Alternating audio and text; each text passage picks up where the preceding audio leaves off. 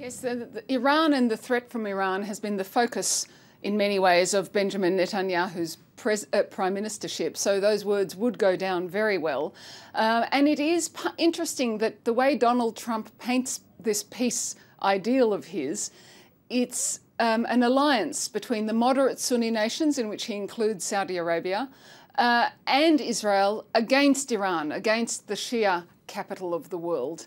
And he sees Iran as the hotbed of terrorism and the nation that mustn't be allowed to have nuclear arms. And I think that's part of his selling point here. When he is selling a peace deal to Jerusalem, he's saying, you have common cause with this nation. You have common cause with Saudi Arabia against Iran. Saudi Arabia will come and support you in a peace deal. Saudi Arabia will offer a recognition that Israel still hasn't had from it since it was created in 1948.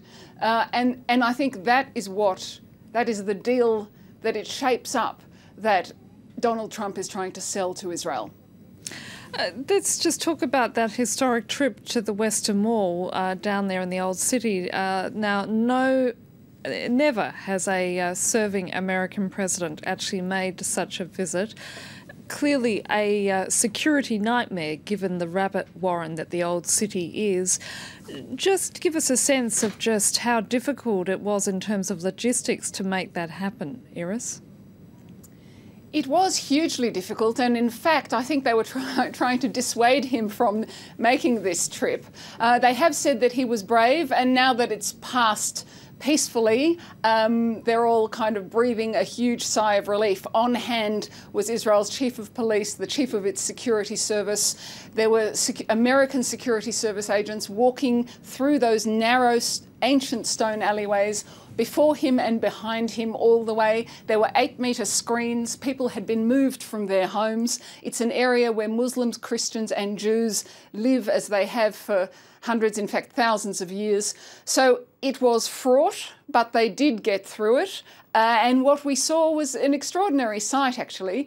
The Western Wall, which is usually clogged chock-a-block with people, empty. It was an intimate moment at the Western Wall that not many other people, in fact, I can't think of anyone else who's had this opportunity, because when Barack Obama came when he was a candidate, it wasn't cleared in quite the same way. In fact, security on this visit has been higher than I've seen it on any other presidential visit. So we saw it's not razzle-dazzle Jerusalem. It's old stones. It's old stones worn smooth by pilgrims' hands. It scratches on old stones. And that's what we saw Donald Trump, who is the king of razzle-dazzle, connecting with. So it was quite an unusual sight. Now, of course, tomorrow he's going to be heading to Bethlehem in the West Bank to meet with the Palestinian President Mahmoud Abbas. Given that he's just been in Saudi Arabia, and I suspect he has had a message for the Israelis from the Saudis, what sort of message do you think he'll be delivering to the Palestinians?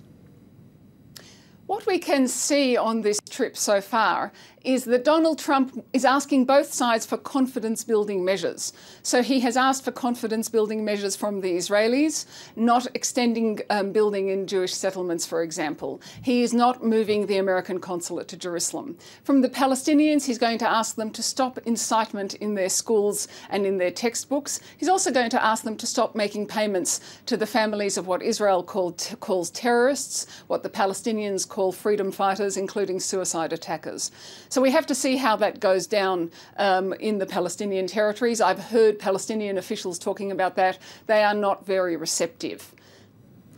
Iris Mackler reporting there from Jerusalem. Thank you.